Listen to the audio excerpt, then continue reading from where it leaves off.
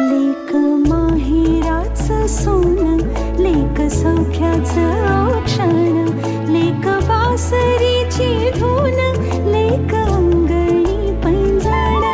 लेक चैतन्याचे रूप, लेक अल्लड चांदण, लेक रंगांचं शिंपण, लेक गंध हवामान, लेक परक्याचे धन, बाबा तुटतो आतून, आला गोठलेला क्षण, शुभ मंगल कन्यादान, कन्यादान.